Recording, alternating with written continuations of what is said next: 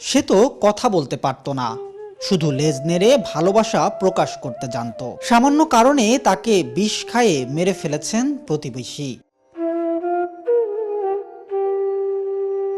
এমন অভিযোগ উঠেছে যশোর সদরের আবাদকচুয়া গ্রামের জীবন দাস ও তার স্ত্রীর বিরুদ্ধে। এ ঘটনায় কোতোয়ালি মডেল থানায় লিখিত অভিযোগ করেছেন কুকুরটির মনিব রবিউল ইসলাম। হুমকির কয়েকদিন পরই হঠাৎ নিখোঁজ হয়ে যায় রবিউলের প্রিয় সঙ্গীটি। 2 দিন ধরে উন্মাদের মতো খুঁজেও যখন সন্ধান মিলছিল না, তখন রবিউল জানতে পারেন এক করুণ সত্য। কুকুরটি জীবন দাসের বাড়িতেই যন্ত্রণায় ছটফট করতে করতে মারা যায়। অভিযোগ উঠেছে মৃত্যুর প্রমাণ লোপাট করতে জীবনের শ্বশুর মৃত কুকুরটিকে বাড়ির কাছের এক নির্জন বাগানে ফেলে দিয়ে আসেন।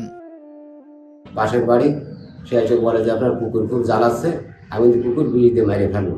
তাকে আমি অনেকভাবে বুঝাই, বুঝানোর পরে সে এক পর্যায়ে চলে যায়।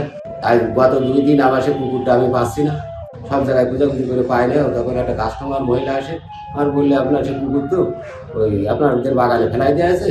কৃষিপাড়ার 2জনকে আমি নিয়ে ওদের বাড়িতে যাই। তার স্ত্রীর কাছে জিজ্ঞেস করি, সে বলে যে না, ও আমরা কোনো কিছু দেখিনি, কোনো কুকুর আমাদের বাড়িতে মরিনি। ওর পাশের বাড়ি ওর চাচি শাশুড়ি বলে আমাদের ঘরে মরেছিল, আমরা ফেলাই দিয়ে আসি। তারপরে আমি আসছি এই থানায় অভিযোগ করতে। বিশ্বস্ত সঙ্গীকে হারিয়ে শোকাতুর রবিউল ইসলাম শেষ পর্যন্ত আইনের দ্বারস্থ হয়েছেন। থানায় দায়ের করা অভিযোগে তিনি এই নিষ্ঠুরতার দৃষ্টান্তমূলক শাস্তি দাবি করেছেন। এদিকে রবিউলের অভিযোগটি তদন্ত করে আইনগত ব্যবস্থা গ্রহণের আশ্বাস দিয়েছে পুলিশ। সুবর্ণভূমি ডেস্ক, যশোর।